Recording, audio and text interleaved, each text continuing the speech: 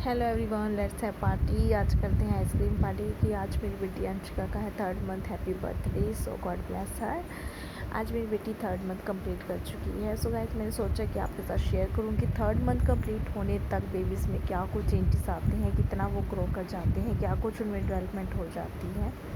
तो जैसे कि फर्स्ट मंथ में तो बेबी को पता ही नहीं होता है कि वो कौन सी दुनिया में आ गया है। तो बेबीज़ का कोई भी स्लीपिंग शेड्यूल नहीं होता है, जब मर्जी उठता है, जब मर्जी सोता है। रात को तो बहुत ज़्यादा बेबीज़ जो है वो तंग करते हैं।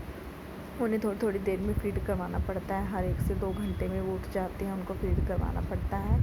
तो उस टाइम पे फर्स्ट मंथ में बेबी का कोई भी शेड्यूल नहीं होता है, इसलिए हम भी पेरेंट्स की भी नीड जो है वो कंप्लीट नहीं होती है। तो इसलिए हमें समझ नहीं आता कि हम किस तरह से बेबीज़ को हैंडल करें। लेकिन देखो, सेकंड मंथ तक जो है बेबी काफ़ी कुछ एक्टिव हो जाता है, उसका थोड़ा स्लीपिंग शेड्यूल भी चेंज हो जाता है, उसको थोड़ा दिन रात में फ़र्क लगना शुरू हो जाता है और वो रात के टाइम पे ज़्यादा नींद लेता है। और पहले जैसे वो थोड़ी थोड़ी देर में उठता था, वो थोड़ा टाइम लेकर उठता है। अगर वो पहले 1 घंटे में उठता था, अब वो 2 घंटे बाद उठता है। तो इस तरह से वो अपना स्लीपिंग शेड्यूल थोड़ा सा चेंज कर चुका होता है सेकंड मंथ में। और बेबी ये सेकंड मंथ में काफ़ी एक्टिव भी हो जाते हैं, वो आपको रिस्पॉन्स भी देते हैं। अगर आप उनके साथ बात करते हैं तो वो आपको एक प्यारी सी स्माइल भी देते हैं अपने रिस्पॉन्स में। तो बेबी के साथ आप इन्वॉल्व रहिए, उसके साथ बातें ज़रूर कीजिए, तो बेबी भी आपको ध्यान से सुनता है और वो भी कुछ ना कुछ रिएक्शंस जो है वो ज़रूर देती हैं। और मेरी बेटी देखो अंशिका, वो करवट लेना सीख गई है और बेबी जो है बहुत इन्जॉय कर रही है। आजकल ये करवट लेना इन्जॉय कर रही है। तो कुछ भी बेबीज़ जो है नया सीखते हैं वो उसको इन्जॉय करते हैं, बार बार उसी को रिपीट करते रहते हैं। तो जब भी मैं इसको सीधा डालती हूँ तो करवट लेके लेट जाती है। और ये देखिए, मेरी बेबी जो है वो अपने हैंड्स भी मुंह में बार बार डालती रहती है, ये भी इसकी एक हैबिट बनी हुई है। तो इसलिए आप ध्यान रखिएगा कि बेबी को जो है मिटन्स भी ज़रूर पहनाइएगा, उसको हाइजीन ज़रूर रखिएगा, क्योंकि बेबी जो है बार बार अपने हैंड जो है मुँह में डालता है। और ये मिटन्स मेरी बेबी के लिए इसलिए भी ज़रूरी थे क्योंकि वो अपने हेयर्स को पकड़ लेती है। उसके हेयर्स काफ़ी बड़े हैं, इसलिए वो अपने हेयर्स को पकड़ लेती है, अपने हैंड्स जो है बार बार या अपने मुंह पर ले जाती है, अपने सिर तक ले जाती है। और इसलिए मुझे इसको मिटन्स पहनाने पड़ते हैं, क्योंकि 1-2 बार ये ऐसे कर चुकी है कि अपने हेयर्स पकड़ लेती है और उसको फिर छोड़ने नहीं आते हैं और फिर वो रोती है। तो इससे अच्छा है कि आप उसका इतना ध्यान रखिए कि आप उसको मिटन्स पहना दीजिए ताकि वो अपने हेयर्स तो ना पकड़े। और ये मैंने देखा है कि बेबीज़ काफ़ी आपको रिस्पॉन्स देने लग जाते हैं अप टू 3rd मंथ तक।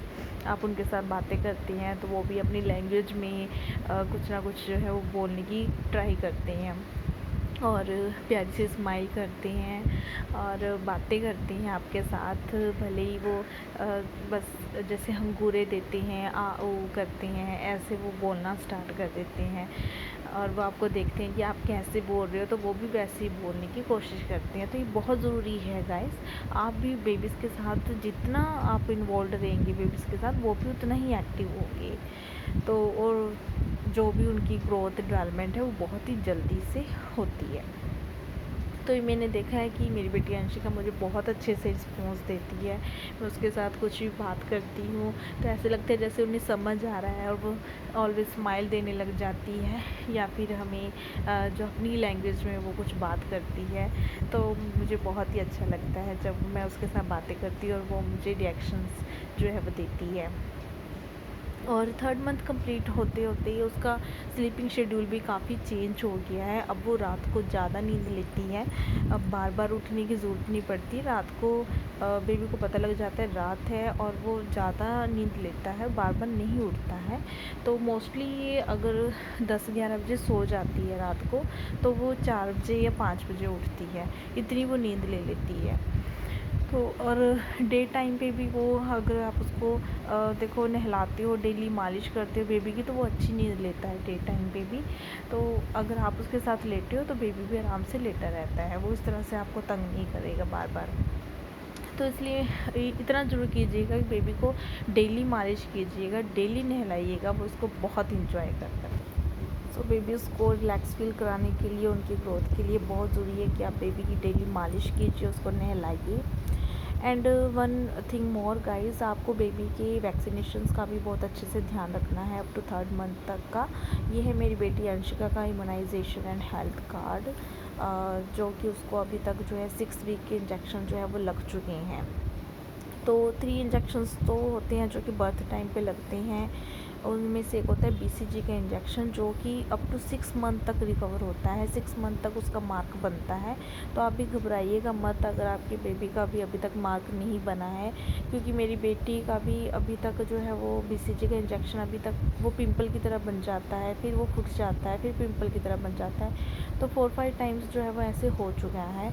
तो हमने डॉक्टर से कंसल्ट किया तो उन्होंने कहा कि ये 6 मंथ जो है वो लेता है मैक्सिमम, और तब तक वो जो है अपना मार्क वो बन जाएगा BCG का। तो इसका भी आप ध्यान रखिएगा, और उस पर कुछ भी लगाना नहीं होता है, अपने आप रिकवर कर जाता है। उसके बाद इंजेक्शन जो लगता है वो 6 वीक पे लगता है, और 6 वीक पे जो इंजेक्शन लगते हैं वो भी 3 इंजेक्शंस लगते हैं 6 वीक पे, और एक लगता है आर्म पे और 2 लेग पे लगते हैं। और इसमें भी जो लेग पर लगता है, लेफ़्ट लेग पे, वो भी बहुत ही ज़ोर करने वाला होता है, वो भी बेबी को थोड़ा हार्ड लगता है।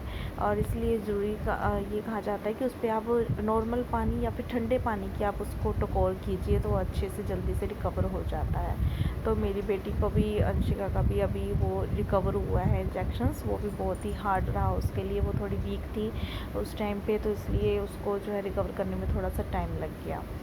और एक जो इंजेक्शन लगेगा वो और 10 वीक्स पे इंजेक्शन लगता है, जो कि मेरी बेटी का भी पेंडिंग है, तो वो भी हम अभी लगवाएंगे। 10 वीक्स के इंजेक्शंस वैक्सीनेशंस का भी टाइम आने वाला है बस।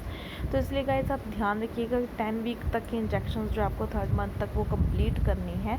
आप भी अपने बेबी का जो हेल्थ कार्ड है उस पर नज़र जरूर रखिएगा, कौन से वैक्सीनेशन का टाइम जो है वो कब आ रहा है।